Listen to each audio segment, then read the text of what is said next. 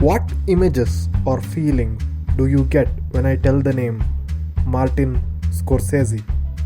Is it the madness, the violence, the passion, Ferrera, or the beauty? The work of any good director is to make the audience feel what the character in the movie is feeling. And Scorsese is a master when it comes to that. Be it the use of snorri cam in Mean Streets or the drug trip in Goodfellas, Scorsese makes you feel it when you see it. And Shutter Island is one of his creations where we can witness how by using a few traditional tools, Scorsese creates unease in the scene. Hello, my name is Nandan and I make videos about things that excites me. Let's get started.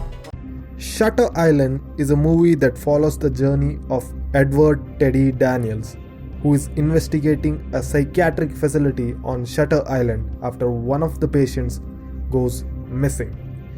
Teddy, with his companion Chuck, starts to investigate and unravel some of the dirty secrets of the island. As we watch the film, we see the character Teddy Daniels, effortlessly played by Leonardo DiCaprio, go through a lot of psychological struggles of his own because of his past. In the middle of the film, there is a scene in which Teddy and Chuck will be interrogating a patient named Miss Kearns. Miss Kearns. Mrs. Kearns. Mrs. Kearns, to see if they can get any information that would help the case. And this happens. Could I have a glass of water, please? no problem. Thank you, Marcia.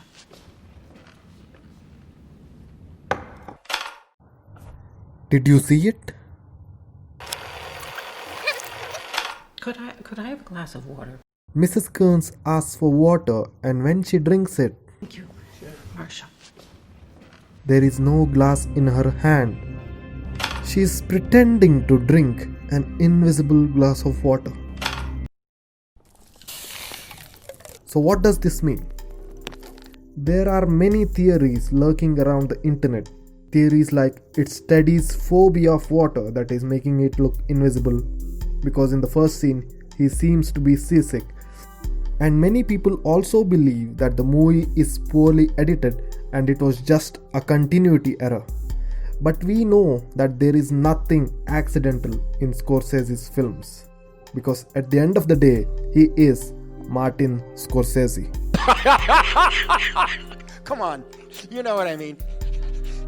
So why then? The best way to find the answer is by reading the screenplay.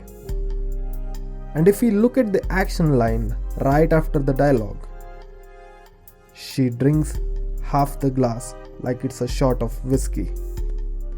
And there is nothing about the invisible glass written here.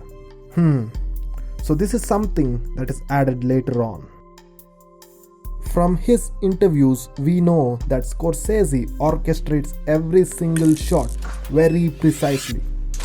He knows what is happening. Subconsciously, you know something is wrong, but you can't tell what it is. And this is basically the underlying theme of this entire film. From the first frame of the film, there's a sense of unexplainable tension. Like there's something crawling under your skin, waiting for the right moment to come out. Scorsese uses a phenomenon which he calls the phantom image. Let's find out what it is. I have this excitement about seeing and feeling what happens when you take one image and another image, not the same, but you put the two together and it creates some sort of sensation, a kind of spark. But really, these two disparate images spliced together create what I like to call a phantom image, which is in the mind's eye. Emotion, psychology, political, you make your point. The image in the mind's eye. What Scorsese believes is that what you look is not exactly what you see, which is actually true.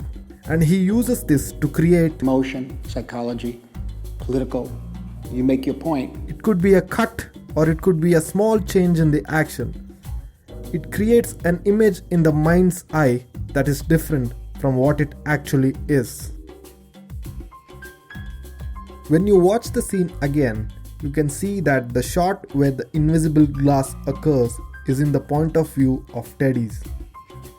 We feel as if we are sitting right in front of Mrs. Kearns.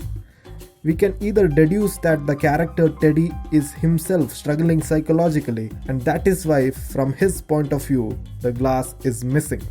But if you look at it from a broader perspective, what Scorsese is really doing is giving the audience a feeling of visual imbalance. Because the patient has asked for the water, automatically it is expected that she is going to drink it, and at this moment, even though the glass is missing, we still don't see it missing because of the phantom image that is created in your mind. But before you start to analyze the image properly and see the glass is missing, he cuts to a different shot. By seeing this scene, we can learn how by using simple techniques, Scorsese gives the audience a feeling of psychosis. The shot right after this is also something to notice. If you see carefully, Mrs. Kearns takes the glass with her right hand, and when she puts it down, we see that she is holding the glass in her left. When we see two or more shots, one after the other, our brain automatically makes us think that it is happening in the same timeline chronologically.